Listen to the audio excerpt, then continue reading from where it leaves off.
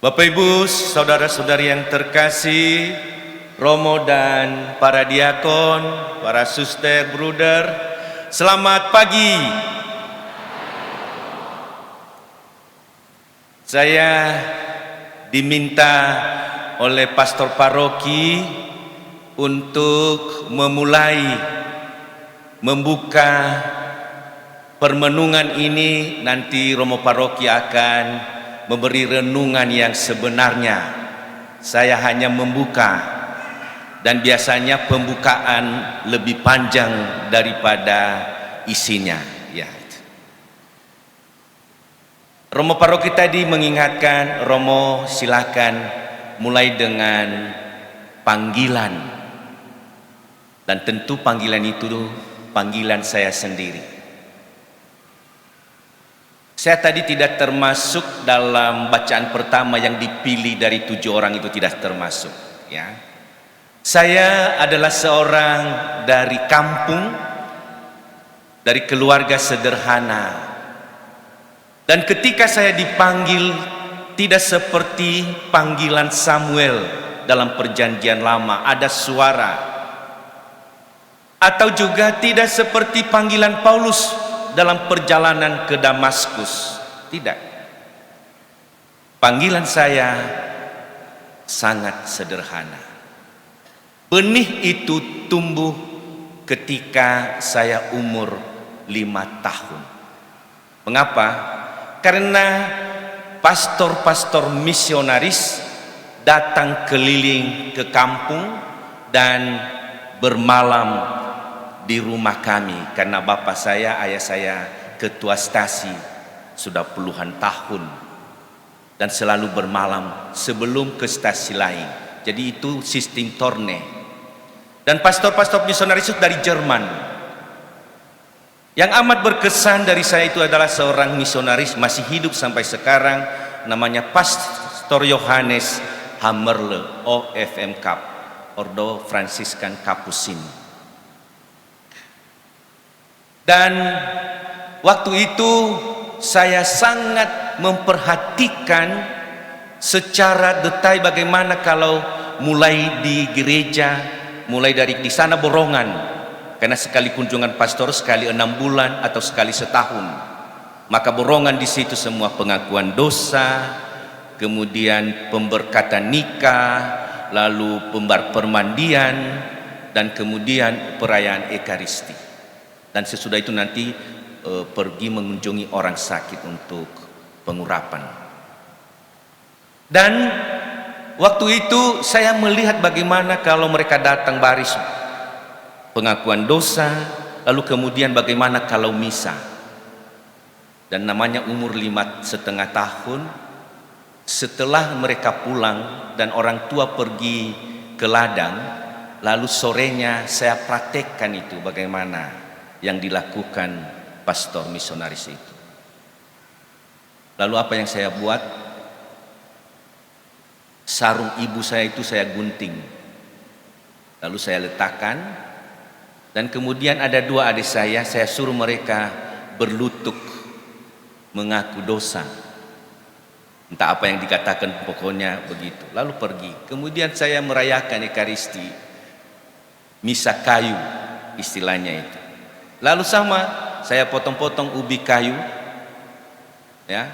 Lalu kemudian saya ambil air, dan kemudian saya tidak tahu saya komat kamin apa yang saya buat itu. Kemudian saya suruh adik saya untuk menyambut dari ubi kayu yang dipotong-potong itu. Itu awal dari benih panggilan. Namun sesudah itu, sesudah masuk SMP, SMA hilang, tidak ada lagi itu. SMA malah pacaran, ya, nakal, ya itu.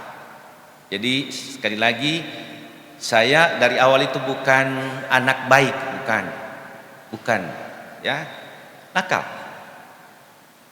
Tetapi ketika kelas 3 SMA sudah mau pengumuman, lalu ada pastor paroki memberi pengumuman di gereja, siapa yang mau menjadi seminaris masuk retorika istilahnya ke Siantar, berangkat bulan depan dan tolong didaftarkan ke pastor paroki. Lalu ada teman saya namanya Pastor Adi Feti, sudah almarhum sekarang. Lalu kami bilang, padahal kami tidak ada rencana apa-apa bahwa untuk masuk seminar, tidak ada, karena sudah hilang. Justru beberapa teman kami yang dipersiapkan itu yang luar biasa, mereka ikut retret, ikut rekoleksi dan sebagainya. Kami tidak. Lalu bicara-bicara dengan teman saya sekelas, oke kita ikut saja daftar, yang penting kita mau lihat Siantar. Nah, itu di Siantar testingnya. Lalu kami daftar dengan tujuan mau melihat Siantar. Kami ada 15 orang dari Sibolga bersama teman-teman dari Sibolga, lalu sampai di Siantar. Waktu ujian pun kami asal-asalan saja. Dan wawancara juga terus terang kami katakan. Lalu ditanya pastor itu, mengapa kamu mau masuk jadi imam? Tidak ada rencana, kami di sini hanya mau jalan-jalan. Lalu pastor mengarahkan, tidak apa-apa, bagus itu. Tapi yang penting nanti pelan-pelan kalau kamu serius, motivasimu di sini akan dimantapkan. Lalu kami isi saja begitu juga waktu ujian. Tiba-tiba pengumuman, beberapa teman kami yang kalah, justru kami turut yang menang di seminari. Ternyata dari situ saya menyadari tangan Tuhan itu dari ketidakseriusan justru memberi signal pada orang yang mengarahkan. Dan itu saya alami selama retorika sampai memilih di mana saya memilih, apakah Kapusin, XX dan pastor paroki kami hari itu XX atau diosesan. Dan seorang bruder yang mengarahkan saya, pilihlah Kapusin. Dan akhirnya saya memilih Kapusin karena juga misionaris yang sering datang ke rumah adalah Kapusin. Maka disitulah saya memilih untuk masuk Kapusin setahun di Parapat. Pendek cerita Bapak Ibu, sampai pun pada pemantapan terakhir juga bukan hal yang gampang. Belum dari tantangan dari keluarga, bapak saya setuju, ibu kurang setuju. Karena hanya 2 kami laki-laki dan agak berat. Anak keempat dari 6 bersaudara.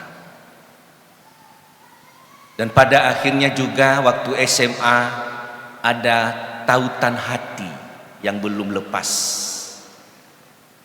Dan menunggu sampai akhir. Ya, tunggu sampai kata terakhir sebelum tabisan. Jadi sekali lagi saya memilih ini juga bukan karena patah hati, tapi karena pilihan hati. Ya.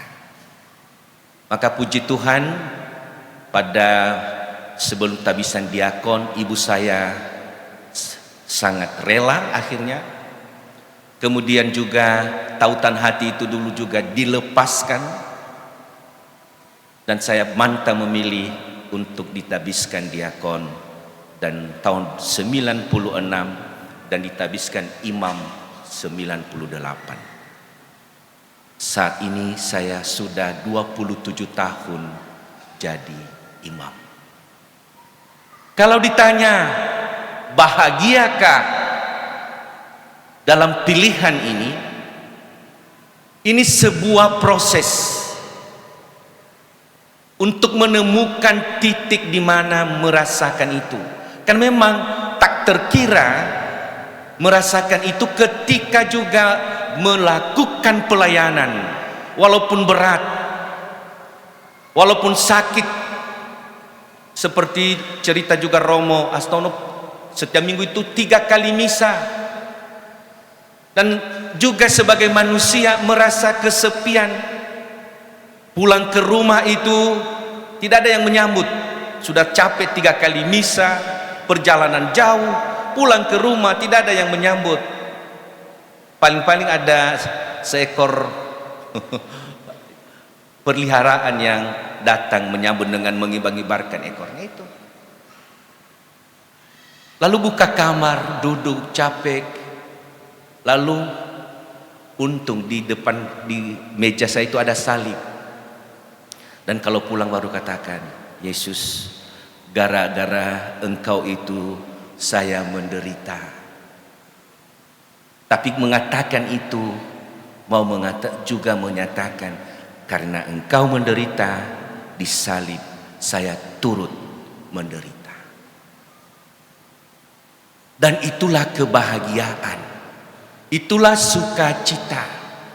Dan yang saya alami sukacita itu mulai ketika pertama sekali apa yang saya praktekkan dulu mengenai pengakuan dosa, ketika saya baru ditabiskan. Pertama saya memberi berkat kepada orang tua saya, ayah saya dan keluarga, dan juga memberi komuni dua rupa kepada ayah dan ibu saya.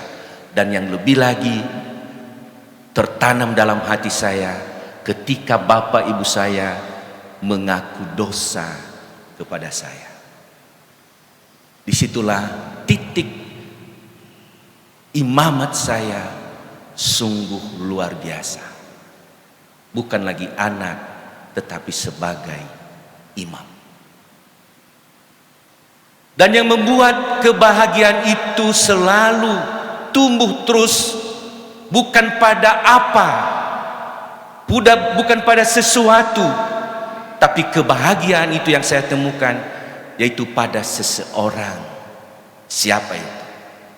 Itulah Yesus.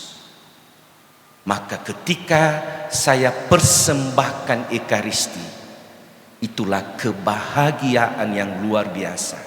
Karena bagi orang yang terbatas, yang rapuh seperti saya bukan orang kudus, saya bukan orang baik. Tapi ketika Yesus memakai tangan saya untuk mempersembahkan Ekaristi, itulah sukacita, kebahagiaan sejati bagi saya. Bapak Ibu Saudara-saudari yang terkasih, khususnya kepada adik-adikku yang sudah mengikuti aksi panggilan mulai dari kemarin. Sekali lagi, panggilan itu tidak jatuh dari langit. Panggilan itu bisa melalui sapaan, bisa melalui peristiwa, bahkan bisa juga ketika kita tidak serius menanggapinya. Tapi ketika membuka sedikit saja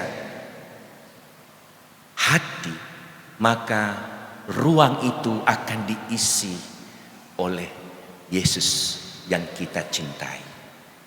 Maka silakan adik-adikku sekalian, pilihlah yang terbaik. Sekali lagi, kebahagiaan tidak terletak pada materi, pada sesuatu, pada apa, tapi siapa yang kita cari. Dan itulah Yesus. Cari selagi masih Dia ada. Dan kepada orang tua, bukalah pintu bagi anak-anak agar mereka juga dapat menemukan apa yang terbaik bagi dirinya. Khususnya supaya kita punya tanggung jawab untuk memajukan dan memelihara gereja. Karena perkembangan umat luar biasa, tetapi pertumbuhan panggilan sedikit. Tuaian memang banyak, tapi pekerja sedikit. Terima kasih.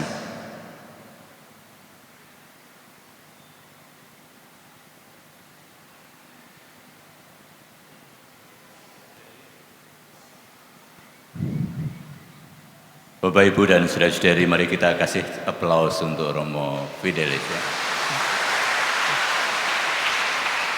Mengapa kita memberi tepuk tangan? Mengapa Bapak Ibu tepuk tangan untuk Romo Fidelis? Karena rupanya apa yang beliau sampaikan telah memberikan pencerahan kepada kita tentang panggilan hidup. Saya kira kita harus sadar bahwa masing-masing dari kita dipanggil.